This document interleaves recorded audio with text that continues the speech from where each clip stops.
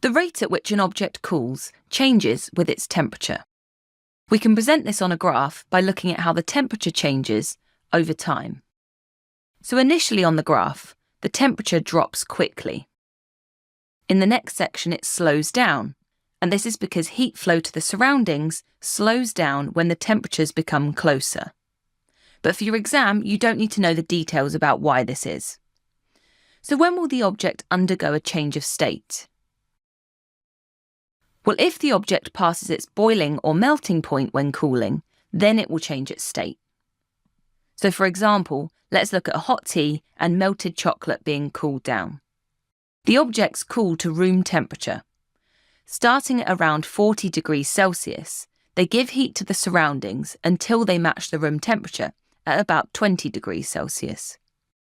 So tea is mostly made of water, so has a melting point of about 0 degrees, whereas chocolate has a melting point of around 30 degrees Celsius. Therefore, the tea remains a liquid after cooling, as the temperature doesn't go past the melting point, and the chocolate becomes a solid after cooling. This is because the temperature drops below the melting point. So what does the cooling path actually look like when we see this change of state?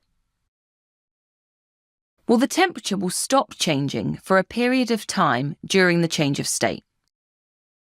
So as you can see on the cooling graph, the gradient is changing, and there is one horizontal section.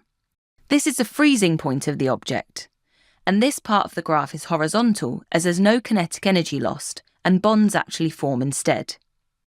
The gradient of the graph is changing again, as this section is the same as the graph from the first slide, so heat flow to the surroundings slows down when the temperatures become closer. But notice that there are smooth transitions between sections of this graph, unlike the heating graph. Thanks for watching. If you want to take your GCSE revision to the next level, head over to launchpadlearning.com and check out our smart learning platform that's been designed to get you top results in your exams. We cover your whole specification and make revision fun with interactive quizzes, easy-to-follow videos, and more.